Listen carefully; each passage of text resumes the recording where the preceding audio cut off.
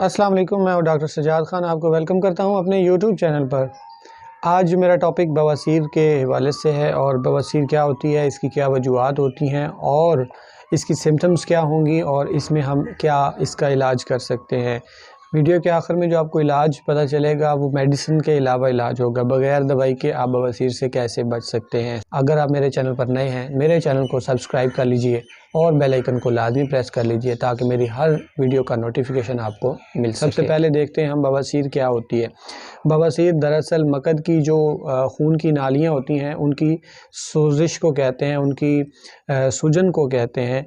जब वो खून की नालियाँ जो मकद में होती हैं, रेक्टम में, एनल कैनाल में होती हैं, जब वो फूल जाती हैं तो उस कंडीशन में बवासीर कहलाती है। बवासीर की क्या वजूहात है? तो बवासीर की जो वजूहात है उसमें प्रेगनेंसी की हालत में जो है वो मकद की जो नालियाँ हैं वो प्रेशर की वजह से सूज जाती हैं, ठीक है, उनमें सूजन हो जाती है। इसके अलावा सबसे बड़ी जो बवासीर की वजह है वो कॉन्स्टिपेशन है। कब्ज़ जो है, जब ज़्यादा देर तक कब्ज़ की कैफ़ियत रहती है उसकी वजह से ये बवासीर का मसला हो जाता है। उसके अलावा तीसरी वजह जो रेक्टम है या एनस है, मकद वाली जगह है, वहाँ पे कोई रसोली वगैरह हो तो उसकी वजह से भी बवासीर की शिकायत हो जाती है। फैमिली हिस्ट्री में अगर बवासीर पाई जाती है तो भी एक वजह बन सकती है बवासीर की। इसके अलावा अगर जिगर का कोई प्रॉब्लम है तो जिगर के मसाइल के अंदर भी बवासीर की जो इलामात हैं वो नज़र आती हैं।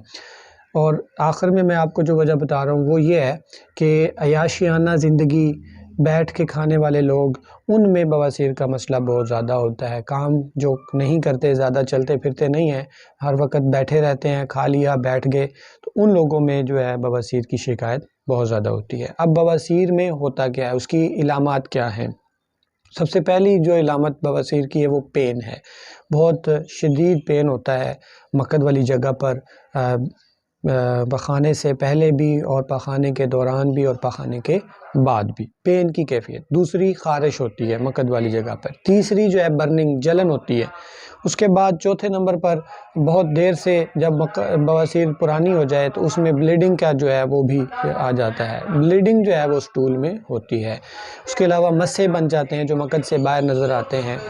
और उसके अलावा खून की कमज़ोरी हो जाती है, खून की कमी हो जाती है। वो ब्लड लॉस होता है तो उसकी वजह से खून की कमज़ोरी, खून की कमी हो जाती है जिसे हम एनीमिया कहते हैं। एचबी जो है वो कम हो जाती है। अब बवासीर के अंदर हम टेस्ट कौन से करवाएं? तो हम टेस्ट करवा सकते हैं सीबीसी, ब्लड का जो काउंट है उसमें एचबी चेक करवा सकते हैं, रेड ब्लड सेल्स को चेक करवा सकते हैं। उसके अलावा फ़िज़िकल एग्ज़ामिनेशन डॉक्टर करता है, या फ़िज़िकल एग्ज़ामिनेशन करके हम देख सकते हैं कहीं कोई मस्से, कहीं कोई नालियाँ, जो खून की नालियाँ हैं वो कितनी फूल चुकी हैं, तो ये हम खुद से भी मुआयना अपना कर सकते हैं।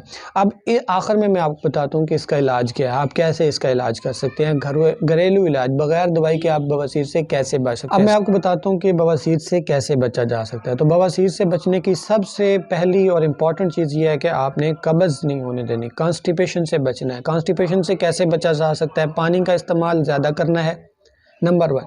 जितना ज़्यादा पानी पिएंगे उतना स्टूल सॉफ्ट होगा और पखाना नरम होगा और कॉन्स्टिपेशन नहीं होगी।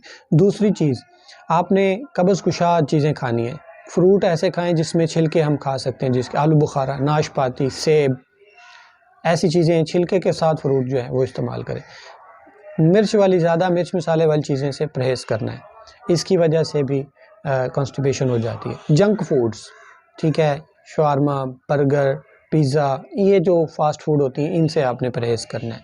शराब नोशी, अल्कोहल, नशा आवर चीज़ों से परहेज़ करना है। पानी जो है वो बॉयल वाटर जो है वो इस्तेमाल करना है, वार्म वाटर, रात के वक्त ख़ास तौर पे गर्म पानी पी के सोना है, ठीक है। और सोने की कैफियत ये होनी चाहिए कि अगर आपको बवासीर की शिकायत है तो आप एक साइड पे करवट लेकर सोएं। इससे भी बहुत ज़्यादा बवासीर को फ़ायदा होता है, उसकी सिम्टम्स में कमी आती है। उसके अलावा अब मेडिसिन के वाले से बात करें तो बेशुमार किस्म की मेडिसिन्स हैं।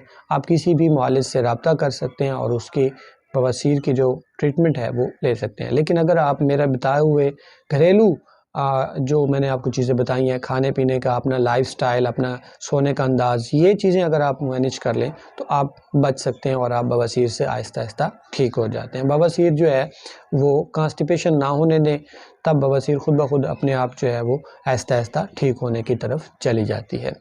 अगर आपको मज़ीद इसके इलाज के हवाले से डिस्कशन करनी है, आप कमेंट सेक्शन में आ सकते हैं या फिर आप मुझसे डायरेक्ट मेरे कांटेक्ट पे रब्ता कर सकते हैं। मेरा कांटेक्ट नंबर आपको डिस्क्रिप्शन में मिल जाएगा। Thank you so much. इंशाल्लाह नेक्स्ट वीडियो में हम एक नए टॉपिक पर बात करेंगे और दुआ में याद रखें। अल्लाह हाफिज़।